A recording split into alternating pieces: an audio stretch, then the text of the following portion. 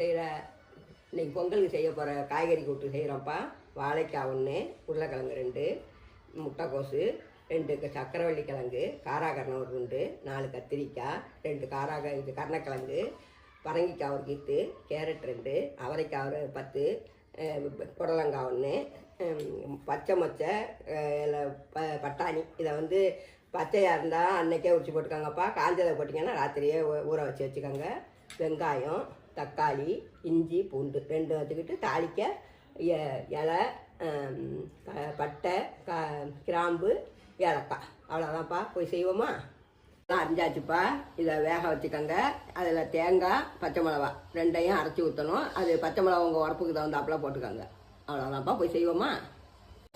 குக்கரில் எல்லா காயும் அள்ளி போட்டுப்பா. ஒரே ஒரு விசில் மட்டும் வைங்க போகணும்.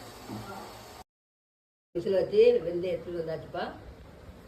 எல்லாம் வெந்துடுச்சுப்பா. இப்போ தாளித்து கொட்டி இது பண்ண வேண்டியதுதான். தாளிக்க ஒரு 2 ஸ்பூன் எண்ணெய் ஊற்றிக்கோங்க.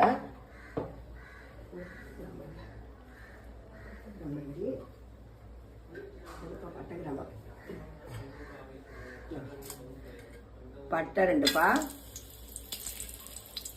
கிராம்பு 4, ஏலக்காய் 2, பிரிஞ்சி இலை 1 3 போட்டு நல்லா வதக்கிக்கங்க.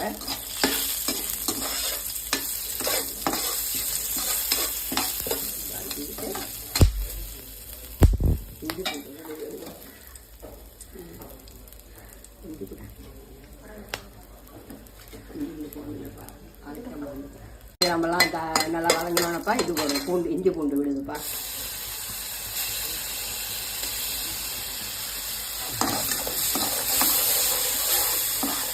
இஞ்சி பூண்டை எல்லாம் வதக்கிட்டு கொஞ்சம் பச்சை வாசம் வர மட்டும் இருக்குங்கப்பா.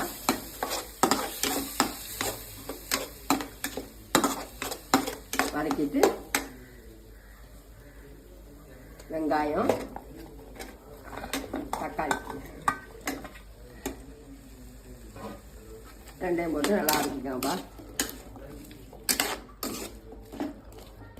கொஞ்சம் உப்பு போட்டால் சீக்கிரம் வதங்கிடும். 1 ஸ்பூன் மஞ்சத்தூள், 2 ஸ்பூன் மல்லித்தூள் போட்டு கலரிக்கோங்கப்பா. வெங்காயம், பச்சை மிளகாயும் போட போகிறப்பா. பச்சை மிளகா உங்கள் உரப்புக்கு தேவைப்பட்ட அளவு போட்டுக்கோங்க. நான் ஒரு 7 பச்சை மிளகா போட்டேன். உங்களுக்கு எவ்வளோ உரப்பு சாப்பிடுவீங்களோ அதுக்கு தகுந்தாப்பா போட்டுக்கோங்கப்பா. இதை போட்டு நல்லா அரைக்கிக்கோங்க.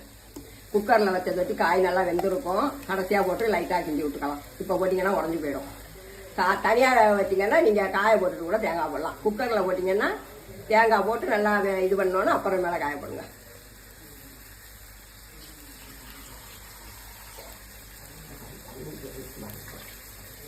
தண்ணி கொஞ்சம் ஊற்றிக்கோங்கப்பா.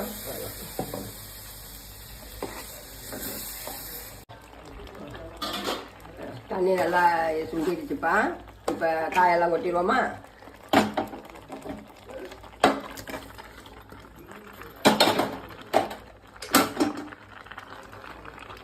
நல்லா மெதுவாக கிண்டுங்கப்பா, காய் உடஞ்சிடாம.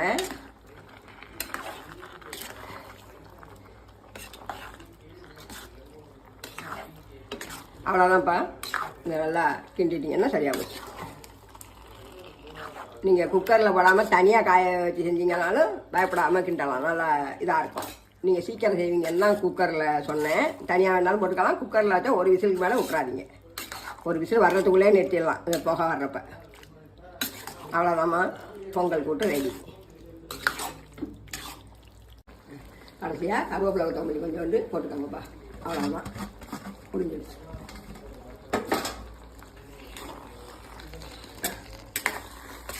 அவ்வளோதான்ப்பா. எல்லா காயும் 1 2 போட்டிங்கனாலே போதும், நிறையா வந்துடும். 1 1 போடுங்க போதும். பொங்கல் கூட்டு ரெடி ஆகிட்டுப்பா.